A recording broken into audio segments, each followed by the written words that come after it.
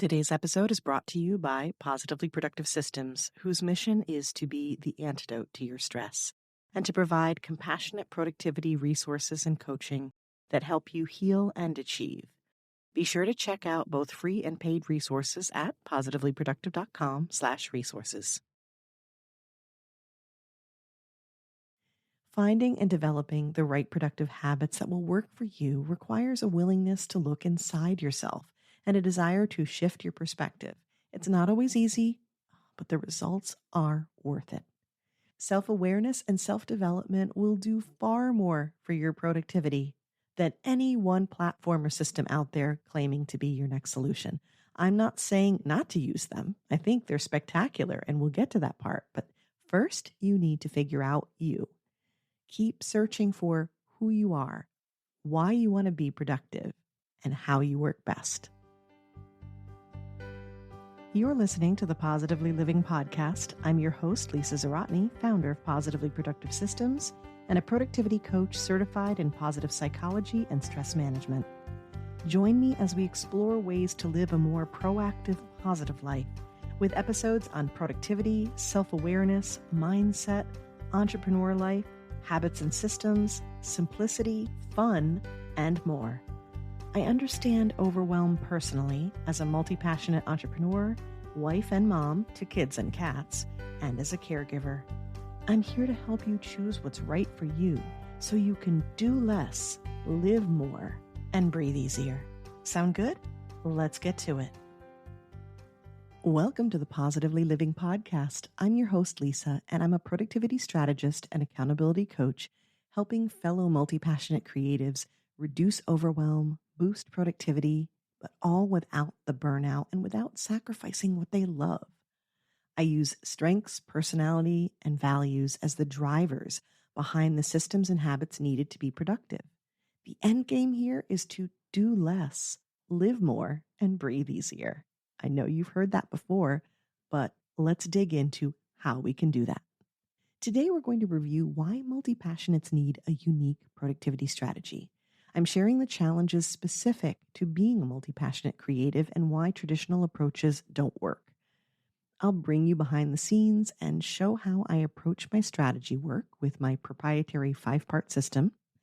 Using this approach has helped my clients find harmony, doing what they love with those they love. I welcome you to follow along and take some of these steps yourself. Then I encourage you to reach out to me for more support. In a society that celebrates and elevates specialization and single-minded dedication, multi-passionate creatives can feel out of place. But in reality, they stand out. Their unique blend of talents and interests makes them some of the most creative and innovative people, and also potentially the busiest. That's why multi-passionates are sometimes referred to as multi-potentialites. That's when you have multiple specialties. Or serial entrepreneurs, because why have one business when you can have many? This level of creativity is to be applauded, and I do every single day, but I also know that it comes with challenges. Multi-passionates need to explore their many interests to be fulfilled and energized, which can actually help with being more productive, which is the whole point of what I do to help you understand how energizing that can be. But it's also, again, I need my husband to come in here to do Admiral Akbar and say, it's a trap. He does that so well. Because we need to get things done and we need to stay healthy doing it. So unfortunately, traditional productivity approaches tend to be singular and linear, which isn't a good fit for us. How then can multi-passionates honor their many passions, achieve their goals, and avoid burnout when the approaches offered don't really apply? It's like having an outfit that doesn't fit quite right. You think it'll work, but it's scratchy and it doesn't sit right and it doesn't make you feel good. You're not going to show up your best. Same idea here. So the answer is customized productivity strategies, which is exactly what I do for my clients, as well as how I personally boost my own productivity. In order to customize the approach, we need to understand the productivity challenges we face as multi-passionate creatives. We've got diverse interests and talents. We're not only passionate about many things, but really good at them too. In my episode on the benefits of being a jack of all trades, With my guest, Mike Montague, we explore how much multi-passionates bring to the table. There's a natural curiosity and enthusiasm. They're exceptional innovators and problem solvers. But when it comes to being productive, all these same strengths can also cause some challenges too. Let's go over them. The number one challenge, I think, is overwhelm. And that's like the number one reason why people come to me or say, it is time for a productivity strategist. It is time for a coach. I need help. Well, because multi-passionates tend to juggle numerous projects simultaneously, they're even more susceptible to that overwhelm and burnout. Their eagerness to explore multiple interests can frequently result in spreading themselves too thin. Does that sound familiar? Their superpower of generating new ideas, so amazing, but can also be a distraction, a kind of mental clutter. Bright, shiny object syndrome is alive and well with us. So the irony here is that that very superpower that's so incredible can also be the cause of the problem. The next challenge is focus. I think that's a challenge for all of us, but here's the thing. Traditional productivity approaches emphasize single tasking and deep focus, which is absolutely on point. This is solid general productivity advice, but multi-passionate creatives may struggle with it because it's hard to commit to a single project for an extended period. Oh my gosh, just saying those words made me feel bored there for a moment. So it can feel like this type of approach is forcing you to suppress your other interests and limit what you do. And that is frustrating. This is like a vicious cycle, right? Because if you've ever been bored or frustrated or felt like you're not getting to do what you want or disrespected, you know how quickly that frustration can make you tune out and lose focus. Next up, we have multitasking delays. Switching between different tasks and projects is proven to be a challenge. What we think of as multitasking is actually task switching. Now, it can be a challenge for many, and it has been studied so much. Not all the researchers agree on the results here, but more and more research is being done on the effects of task switching on productivity. So psychologists like David Meyer claim you can lose 40% of your productivity from switching a task just once. There are some others who counter that point that say in some instances it's much less. But here's the thing. We need to do basic math. So switching efficiently requires strong executive function, and you can do it. So even if you are the sharpest shifter, that is not easy to say. Even if you can task switch with the best of them, you need to consider the sheer quantity of switching you will do as a multi-passionate. More and more projects means more and more switching. Even if you're really good, even if the loss is much less, it'll add up. Next up, we have a mindset. Yeah, that's a big one in productivity strategy that I think sometimes we forget about. So let's talk about what happens with multi-passionates. Society often expects individuals to specialize and excel in one field. Multi-passionate creatives may feel guilty that they don't or doubt their abilities when they can't conform to this kind of expectation. Has someone ever said to you, I already know the answer, but I'm going to ask it anyhow, why did you just pick one thing? Oh, it's like right to my heart. How does that make you feel? I mean, for me, it's always been hurtful. I've always felt like something was wrong with me. Let me tell you, this is not so. And the same goes for you. That kind of feedback is not helping us. It drains your energy and it leaves you feeling deflated. So we need to counteract that. Next up is limited tools. All the tools and advice that's out there are developed with a singular linear approach, leaving little room, if any, for extra jobs, extra hobbies, new ideas, anything beyond the standard structure. You see this especially with calendars and planners. Have you ever tried a planner only to find out it doesn't have near enough space to fit your life? So you give up on it. Have you done this many times like me and ended up dumping them partially used in a drawer? Do you have a planner collection too? It's a waste of time and money.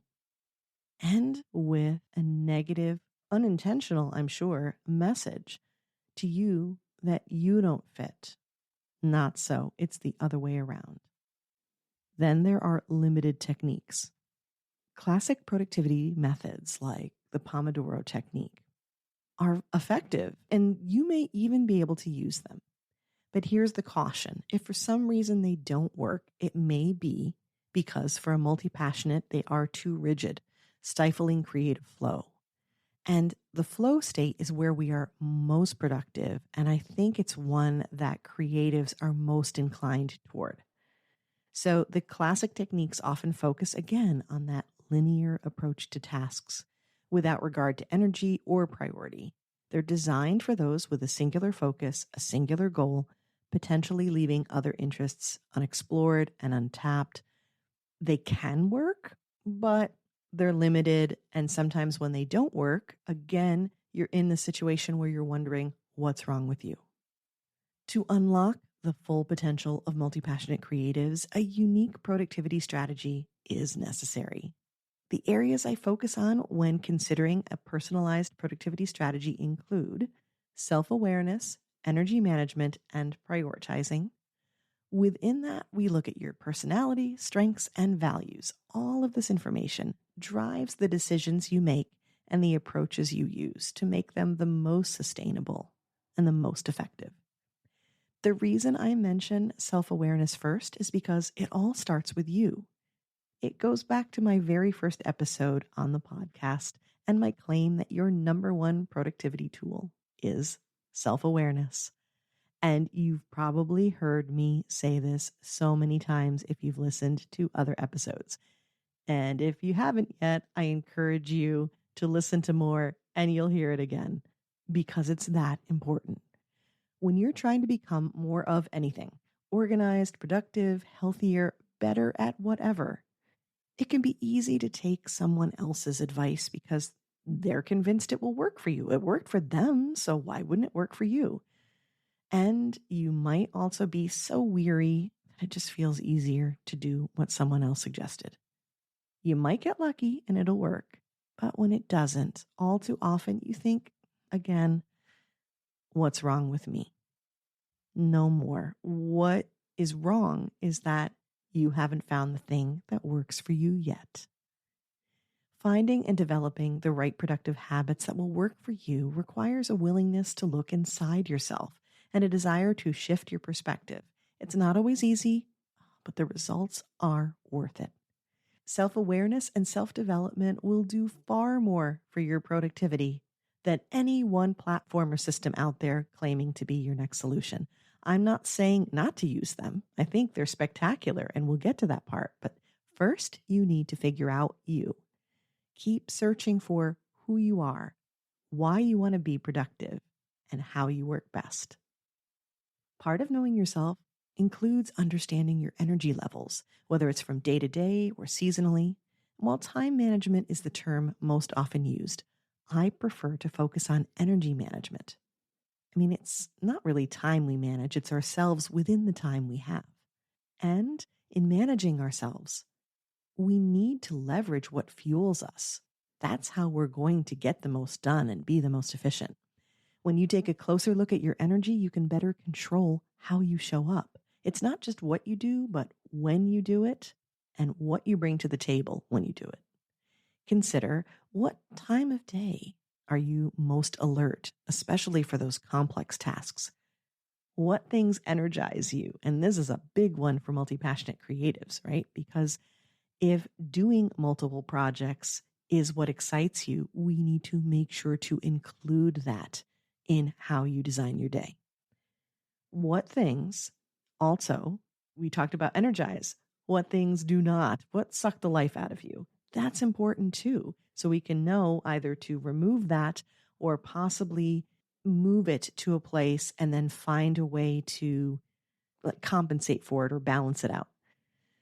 Also consider your health. I mean, those with a chronic illness may have a different level of energy than others. You need to pace yourself. And that can be especially hard when you are so enthusiastic, when you are so creative and you want to do all the things.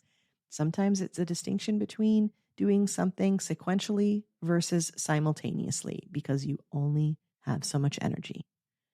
You need to figure out the environments that feel most conducive for you and what makes a task feel most fun. All those things boost energy, boost productivity. Now, once you understand your personality, strengths, values, energy levels, now you can start putting together a truly personalized productivity strategy. To help my clients do this, I created a 5-part system. As I go through them, I want you to consider elements of your life and you that you may have taken for granted or overlooked, not even considered as something that would connect to your productivity. This is the magic in how we do things here. This knowledge all helps build a strong foundation for that personalized approach, and it makes it effective and sustainable, and that's what we want. The 5 parts include assessments, inventory of tasks and schedule, reviewing routines and habits, and identifying goals and gaps. And lastly, designing and implementing that personalized plan. Now, it may come as a surprise to you that the very first thing we do are assessments. I was just on a podcast interview where the host was almost confused by this, saying, "You're a productivity strategist. Why are you starting with personality assessments?" Okay, bear with me. There's a reason. Now, I share one of them as an example in episode 163 if you want to dig into this deeper. That's on the 5 personality traits that affect your productivity most. And I'll be doing more episodes on them. You can find them mentioned repeatedly. You can find an example of why this works and why it's important in my strategy call episodes where I coach a client in real time. Some examples of that are episode 73 with Stacy Kessler and an episode set with Lauren Yee, episodes 124 and 125. Now that one is especially good for you because she is a multi-passionate and it's about time blocking creatively for her. And in the first episode, I coach her through setting up the system. And then in the next episode, it's a follow-up, a kind of where are they now? 10 weeks later, she tells us what worked and what didn't. It's definitely a must listen, so check that out. So to find any of these episodes, the strategy call episodes, you can go to positivelyproductive.com/podcast and type strategy call in the search bar. You can also scroll the episodes on your favorite podcast player on what you're listening to right now. Just go and look for titles that have strategy call in brackets at the beginning. Assessments aren't only personality based, by the way. There's also strengths and values and tendencies. The combination of these tell us so much about how you work. One example of many. Let's say you're an obliger according to Gretchen Rubin's 4 tendencies and you rate high in extroversion. You may find yourself constantly doing for others and distracted by outside-driven busy work, neglecting your own needs and tasks. Right there tells me so much about how we can shift your approach to your day and to what you're doing to make you more productive and reduce that tendency to be overwhelmed and to burnout. So keep in mind, we're using all of this understanding not to judge, but to find the pitfalls and lean into the opportunities. Then we're on to parts 2 and 3. Once we have a sense of you, we start a full inventory of what's on your to-do list, your schedule, and of course, what's in your brain that's triggering the overwhelm. We review your routines and habits and see how you're currently tackling what's in front of you, figuring out not only what's not working, which is, the main reason why we're working together, but also what is working, because we want to celebrate that and build upon it. Now that we know what we're working with, we can head to part 4, where we get clear on your goals and figure out the gaps between where you are now and where you want to go. What matters to you and what do you want to achieve? Are those goals realistic? If so, how do you achieve them? What kinds of systems will you need? If they're not realistic, how do we modify them to honor those passions and dreams while working within your limits? That's the magic of what we do right there. And I think one of the biggest reasons why a productivity strategist can be helpful to you. Sometimes it's not as obvious when you are close to the situation. Part 5 is the design phase where it all comes together. Now we put what we know into an ideal schedule, a set of habits for you with systems and processes that make sense for you and support you in the direction you want to go. Now we implement. You try it out, and that includes course correcting, which is also why the accountability side of what I do is so valuable as well. What's most fun about custom designing like this is you get to mix and match in a way that feels exciting and doable. You feel encouraged and respected, which can't help but boost your productivity.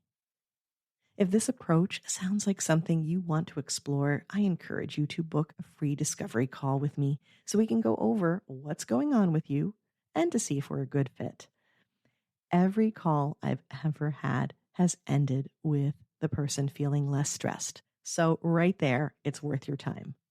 I welcome you to message me directly if you have questions or book that call. You can do this on my website at positivelyproductive.com/connect. Remember, when you're a multi-passionate, you possess a wealth of creativity and innovation. I know it can get you in trouble sometimes, but it's also a set of amazing superpowers that I want you to lean into as you adopt a unique productivity strategy meant just for you.